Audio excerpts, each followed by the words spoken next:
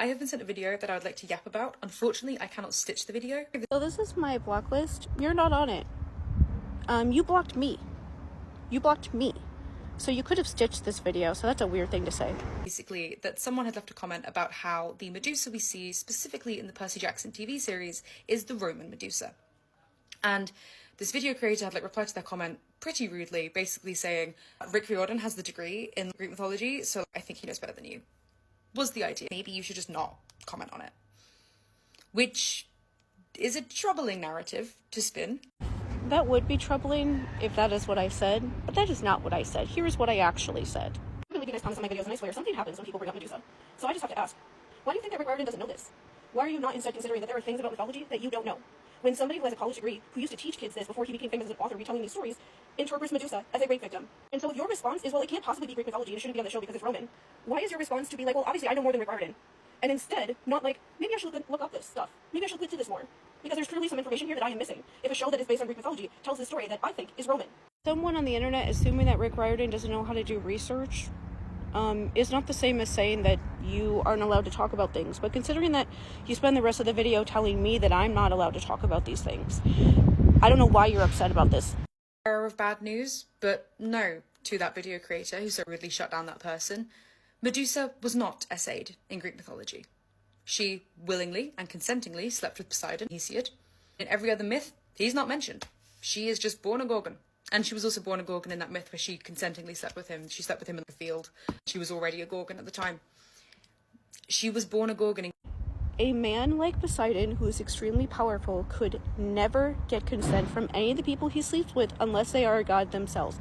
Because he is so much more powerful than they are that there can never be consent in that sort of situation. You know, like when really powerful people in our life, you know, convince somebody that isn't as powerful as they are to get into a relationship with them, and then it explodes in horrible, disastrous ways that they could never have possibly said. They could never give consent to that either. So what are you talking about? He does know that's not a Greek story.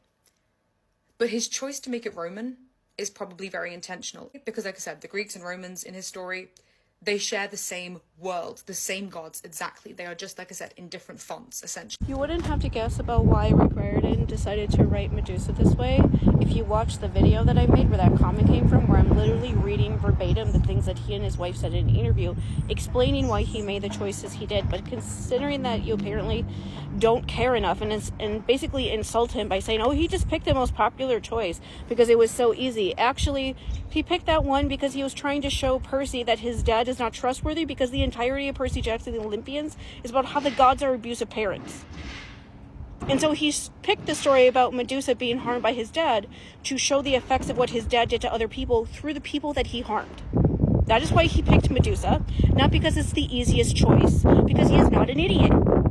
Thanks.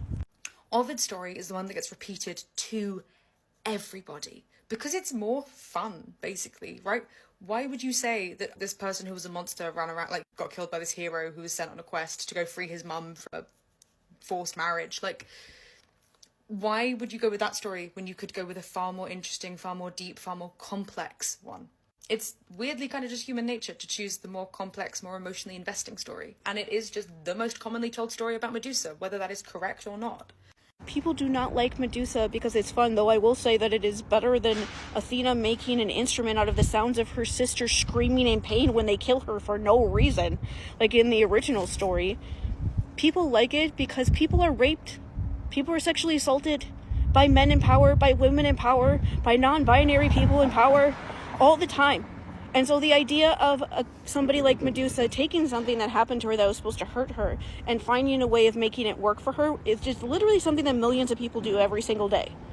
That is why people like it, because it's actually applicable to our real life and doesn't sound like a bunch of old men in power waiting on about nothing that doesn't matter. Participation in scholarship that keeps you and your opinions peer-reviewed, that keeps you and your opinions informed and not outdated. It's the active engagement in scholarship that makes you a field expert. Never once occurs to you in this 9-minute and 31-second video that you made that Rick Riordan and other people like him don't care about scholarly efforts if it means that people are boxed out of something that he loves. Rick Riordan took the stories that he loved about Greek mythology, and he immediately became a teacher to teach kids about it so that more people would enjoy it and it wouldn't die. This is what you don't understand. Scholarly things don't matter more than human beings that are in front of you. You are acting like the gods and all of the myths. You are telling people that despite having horrible trauma and these stories helping them with that, it doesn't matter because they aren't good enough. Rick Riordan spent his adult life with his wife taking the trauma that they went through and apply them to these myths to make it applicable to kids and adults for generations. He is literally trying to keep these stories alive in a way that he felt like was giving back to people after he went through traumatic things and after his wife went through traumatic things. But because he's not sitting in a room by himself arguing about what a white man in France did when he wrote these essays or whatever you guys are talking about all the time, none of that matters to you. And that is the problem.